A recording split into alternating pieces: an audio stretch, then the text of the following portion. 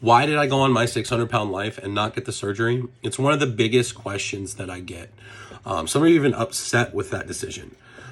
So here's why. I initially went to Houston. I joined the program. I decided to do the show. That was all just to get the surgery, for no other reason. I looked at it as the magic wand, as the thing that I needed, without fully understanding what that entailed, what that came with, and what my eating habits were going to have to change. Anyways, the lifestyle was going to have to change. I've tried to lose weight in the past with different diets, keto, juicing, fasting, calorie reduction. All that failed because I look at them as diets and not a lifelong change. Learning about the changes I would have to make after weight loss surgery, whether it was from other weight loss surgery patients or web resources, I found that I would have to make more lifestyle changes after surgery with my eating habits than if I did it on my own. Now, all this focus was just on the physical reasons that I was eating. The mental reasons it's 80-20. 80% of my eating was mental and 20% was actually the physical. So I was in constant thought and self-reflection and just being honest with myself and staying accountable, and admitting the reasons for my addiction. I would self-isolate because I felt lonely. I was lonely because I self-isolated. I would eat when I was bored, and of course lonely. And I had a huge gaming addiction. I played games for 10 to 16 hours a day, sometimes even more if it was like a new game, because it passed the time and I didn't have to think about anything while I did it. And still, even today, the emotion, it's 80% emotion and 20% physical is what I still battle. I don't think that's ever going to go away. It gets easier, but emotional eating was and still is 80% of my addiction. Now, while I was still on the bench about getting the surgery, I was still getting it, but it was still in the back of my head. I understood everything that I needed to do. There was a period of 2 weeks where I thought I was going to have to pay for the surgery. I've never had insurance. Since I went to Houston, you can't get it as a single male in Houston unless you have a big disability. I've lost enough weight. I was becoming healthy. Any issues there, complications were going away, and I couldn't get disability. So I had to either pay for or get some type of insurance, which I could not afford. I completely fell off the wagon. I started overeating again over this 2 week period. I started gaining back weight. One night I laid down to go to sleep and I felt terrible. Like I remembered when I was feeling great from the lifestyle change and the way I was eating. And then I was just thinking about how terrible I feel and how much I want to go back to the way that I felt before. I stayed up all night long. I was just in my head the whole night going over different scenarios, what I could do, how I could fix it. It started out with ways to try to get the money, and then it turned into ways to just doing this on my own.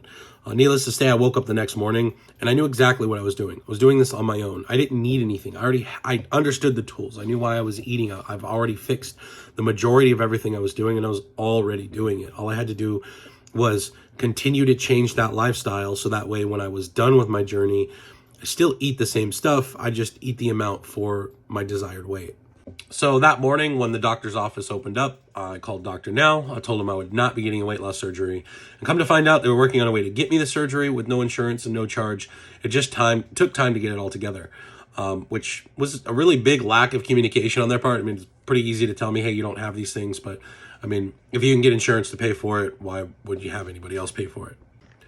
But regardless, it was too late. My mind was already put all the pieces together, everything I needed to do it on my own. I was confident to overcome the reasons why I failed trying to lose weight in the past. Instead of diets, I started working on a full lifestyle change, which I didn't even know I was already doing that. I mean, the habits I was doing were things that I could sustain because I just knew I couldn't do these little meals and stuff that were provided to me because they just weren't sustainable. It was boring. It was not fun. I've been making my own meals, preparing my own foods, and just generally changing the entire way that I look at food. Another big question people asked the doctor now, was he mad about it? He was not mad.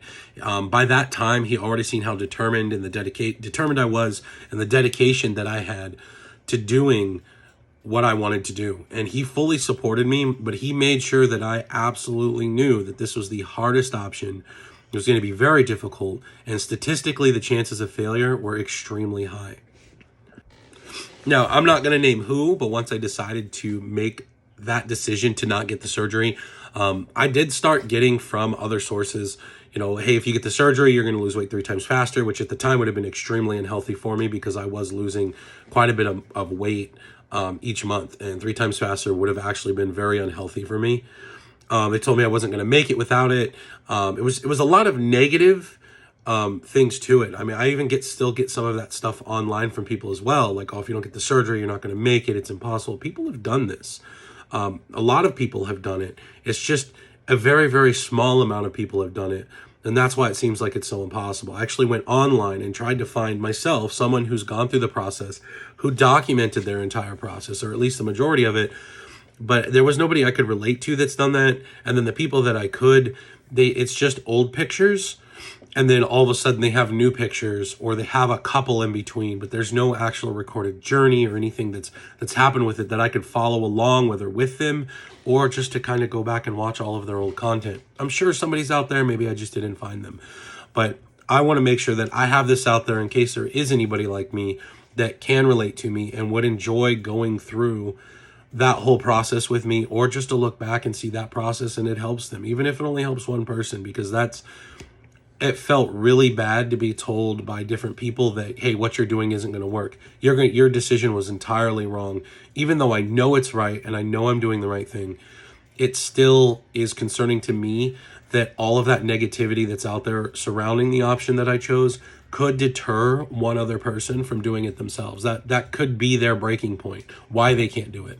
And they may not have the opportunity to get a surgery like I do. There's tons of people out there that can't get it, even though they need it. So telling them that they can't get it or making it still seem like it's a magic solution is concerning for me. So I hope anybody who does watch all this has gotten to this far in my video, that if you're struggling with weight loss, it's absolutely possible. You don't need the surgery to do it. So if you can't get it, you can definitely do it on your own. But I'm not against the surgery. If it's something that you've given it your best shot and you can't do it physically or mentally, and you get the surgery and that helps you, that's great. I'm not against it. I don't think it's for everybody. Right now, as of today, I do not think it's for me.